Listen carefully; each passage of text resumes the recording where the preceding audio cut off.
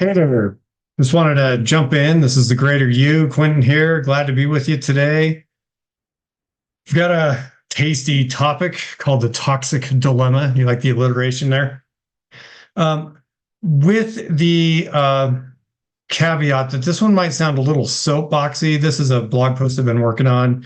We're working on building a blog. It'll be on our website, thegreateryou.com, in the coming weeks or months as we're re-examining kind of how we're presenting ourselves to the world. You'll see a little less posting on just like constant social media posts, and you'll see more of our content being posted as blog posts and YouTube videos because we want deeper content than you can do in a quick little blurb on social media. We don't really play on the surface of life. We like to dive into the deep end. So this you can see on the screen today. I'm sharing just a little bit of this blog post that I've been working on. I'm calling this the toxic dilemma. So what the heck is that? Have you guys noticed online that people, even just in conversation, not just online, but in maybe everyday vernacular, people are saying, well, that person is toxic, so I'm not going to talk to that person anymore. So this dilemma, I think, came about because people are trying to examine their boundaries. They're trying to examine relationships, and they're trying to examine how people are behaving, and they're trying to make judgments, and they're trying to create boundaries. And I get all that. I understand that. But I see it as a life coach who's been around the block a number of times that this has gone too far. Like many things in life, people grab stuff and they go too far with it. Let's think about this. If I go ahead and label a person as toxic, what is my grounds for that, right? What authority do I have to lay a judgment like that or a label on someone else? Do I understand what that person's really going through? What are their hurts? What are their dreams? What are their challenges? They might be fighting a debilitating illness you have no idea about. They might have depression. They might have a broken relationship or five. They might be in financial duress. They might have just lost their job. I just don't know. We don't know. So when we're labeling people as toxic, I recommend backing up and being careful about laying negative labels on other people. This definitely feels tied in with cancel culture, which is a problem, as we all know, online. If someone doesn't like this video, they might try and cancel me, whatever. Do whatever you want. But this is a problem. Like, who are we to go labeling others with such strong words? The other one that gets thrown out there that just drives me crazy, as a person who's done a fair amount of clinical work, you can see here, we talk about this sidewalk diagnosing of narcissism. People love to throw the label narcissism around. People that are not clinically trained and do not have a license to diagnose are throwing the name, the word, and term narcissism around. I'm not saying that there are not people that behave in toxic ways. I'm not saying that there are not people that behave in narcissistic ways or selfish ways or hurtful ways.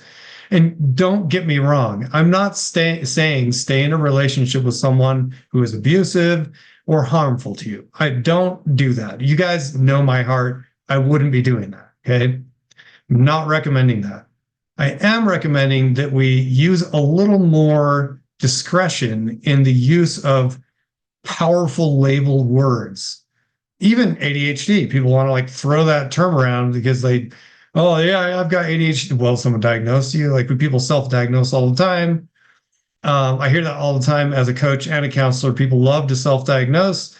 I don't know if that's piggybacking off of the doctor shopping idea of, hey, go tell your doctor that you are concerned about this, with like the pharmaceutical ads. I don't know where it comes from. Maybe it's also contributed to by the fact that people have access to everything online. So therefore, we all become self-proclaimed professionals. Sorry, no. A professional education is different than TikTok. TikTok is not a good source for reliable information because none of it, like, unless people are giving you source information that is peer-reviewed by, collegiate level academic people that are like, hey, let's dig in, and professional people, let's find out how the research came about. Holy moly, that part gets completely glossed over. And we come up with these labels for people, ourselves or others. This is one reason that we function so much in the life coaching industry at the Greater U compared to doing a lot of hardcore clinical work nowadays. One of the main reasons is that we are averse to permanent labels. We like to diagnose, if we're going to diagnose, we like to diagnose problem behaviors or ideas and help people fix the way they think about stuff like this today. I'm calling us all out, myself included, guilty as charged, and I am no saint in this. How many judgments have I laid on people, automatically based on this much information when there's so much more to know, right? So yes, this is a bit soapboxy today, but I think it's an important topic. Stop labeling people.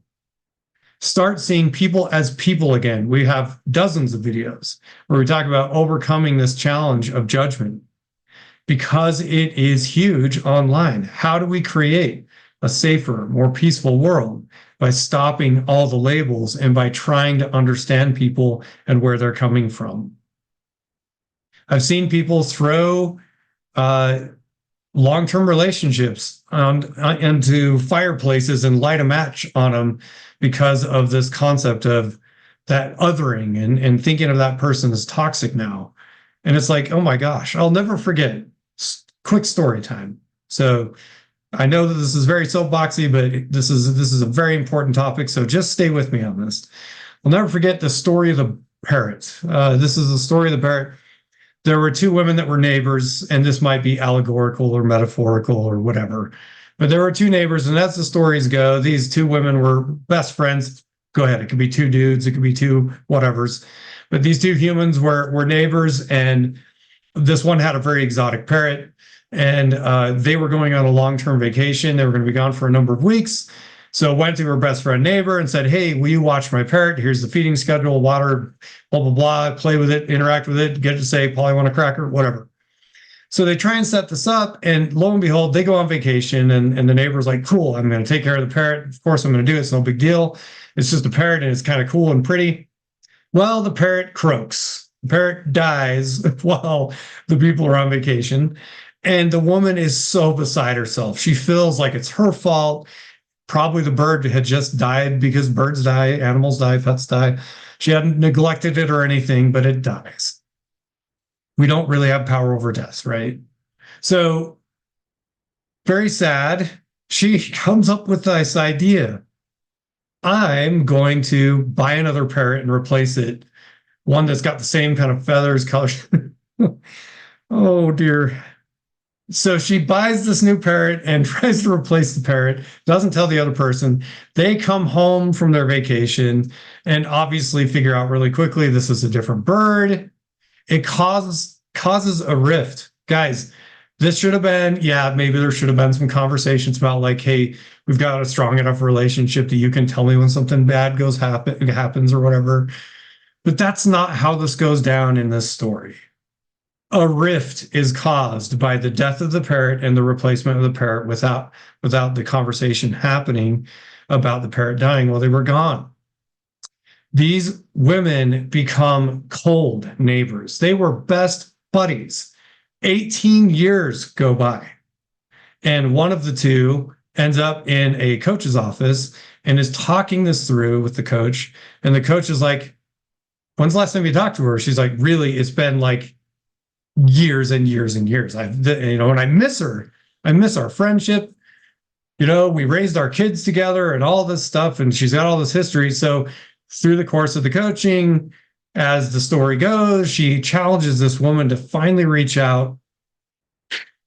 Awesome miracles happen, guys. People can change and grow. And as the story ends, they actually end up reconciling, and they both look back and they're like, why did we let so much time slip by based on one bad incident? Now, in today's culture, that person would have been labeled as toxic or a narcissist. You're such a narcissist for not telling this person that the bird died. No, she was terrified, right? And how many of these stories end in a broken relationship that never gets reconciled? So what's the solution? I know I've ranted quite a bit here today, but this is a big topic that's been on my mind. I've got a few things here. Gandalf the Grey said to Frodo, when Frodo was wanting to kill Gollum, if you remember that scene in the book or the movies, oh, this creature, just get rid of it, kill him because he's the cause of all this. And he says, many that live deserve death, and some that die deserve life. Can you give it to them? Then do not be so eager to deal out death and judgment. So I think he kind of nailed the core issue here. It's not our place to crucify others, I'm saying here, based upon our own limited information and perspective. So we need to stop being so petty and deciding that we're othering and we're going to label and we're going to cancel and we're going to call this person what they are. And man, I'm right and you're wrong. Because the problem is when we're in that energy, we are being exactly the enemy that we are calling toxic.